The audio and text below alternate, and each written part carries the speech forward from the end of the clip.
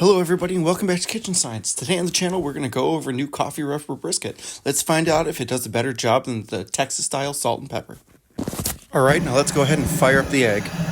First we need to go ahead and light the remaining charcoal in there, then drop in some new charcoal, and then go ahead and add our 3 wood splits. After that we need to go ahead and let the fire come up to temp a little bit, then go ahead and drop our deflector plate on. Make sure that you take your grill grate, drop it on the ground so that it breaks and they don't have one anymore. And then go ahead and finish dropping the clamshell of the egg and let it heat up. All right, and let's get into the brisket. So this is a USDA Prime dry aged flat that I've had sitting in my freezer for a little while right now. Now you notice it's got a little bit of sinew, it's got a little bit of fat. I'm going to end up leaving all of that on there. The marbling on the point side really isn't that bad with this guy, and the little bit of fat that it's got sitting on the bottom is pretty much going to go ahead and disintegrate away as it cooks. And the fat cap on top is anywhere between 1/3 of an inch and probably close to 2/3 of an inch. So we're not really going to worry about that right now. So we're going to get our rub on, and our rub's pretty simple. It's basically coffee, garlic, cinnamon, salt, handful of other spices in there. I'm going to end up taking this rub and I'm going to be putting it online here soon for sale. So if you guys are interested in buying any of that, please go ahead and reach out to me. Let me know that you are, and I'll end up putting you on the list. Make sure that you always get the sides. That way the sides taste good too. All right, so our egg is up to temp. We're shooting it for about 265 degrees. So we want to get the flat on there, fat side up. We want the convection to come up from the back, sort of roll over so that we can bathe the top of this guy in heat.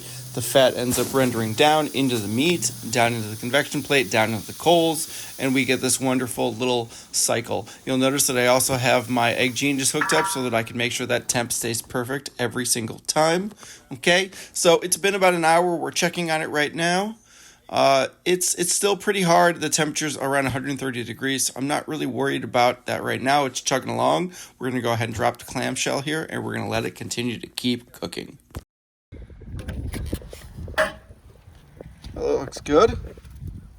Yeah, we're getting a decent bark. It's been about 3 hours. You can see we're already starting to go ahead and get some wetting going on there, so that's good. Some evap cooling's happening. See, we're starting to get a little bit right in there. It's going good. All right, it's only about 172 degrees. It's still got another 20 plus to go, so let's let it keep going. Everybody, so let's go ahead and check on this brisket. Oh, she looks great. Now, she's at around 173. She's been at 173 for over half an hour now. You notice she's still a little bit tight, but she's getting juicy in some. Oh yeah, look at that.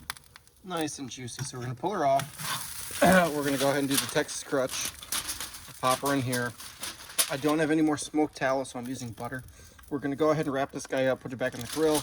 We're going to increase the temp from 225 degrees all the way up to 300. And we're going to go ahead and we're going to push through the stall. And we're going to set it up so this guy is nice and beautiful to consume when we're done. All right, and there we go. Back on the grill she goes, and we're going to let her go ahead and finish off. All right, everybody, so we are at 195 degrees. Got plenty of smoke still coming out of here. Sorry about the light, it got late. Oh, that looks great. Look at that sucker. Let's see where we're at. Oh yeah, look, we're getting there. Got some nice stuff over here. But it definitely still needs a little bit more time, so. Oh yeah, look these ends over here. They're great. That's what we need the rest of it to be like, but the center is still kind of hard. This end isn't that bad, so let's go ahead and let's let it keep having that necessary heat that it needs.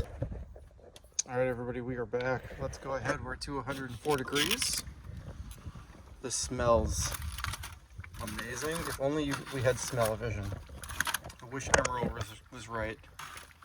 Okay, it's getting there, but it ain't there yet. You see right here, we're definitely getting in the center. Oh yeah, we're getting in the sides. Oh, the fat is that's all fat right there.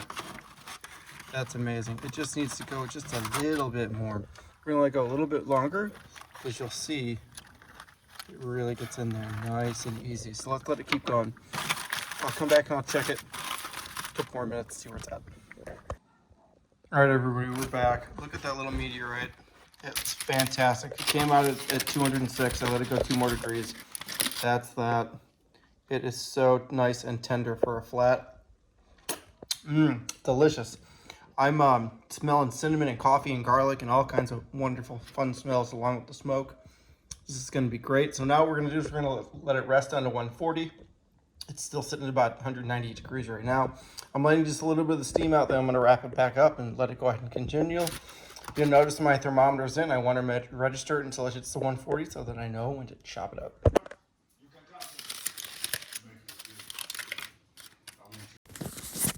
All right, everyone, and this is it. This is our rested meteorite. We're going to pour some liquid gold on there, i.e. some pan drippings left over from being inside the foil. Once that is done, we're going to go ahead and slice it up into 1/4 inch pieces and see how wiggly it actually is. All right, as we can see right there, that's pretty good wiggle right there. Let's go ahead and check out that fat. Oh, it's nice and yellow and beautiful and rendered with a great bark line. That's exactly what we're looking for.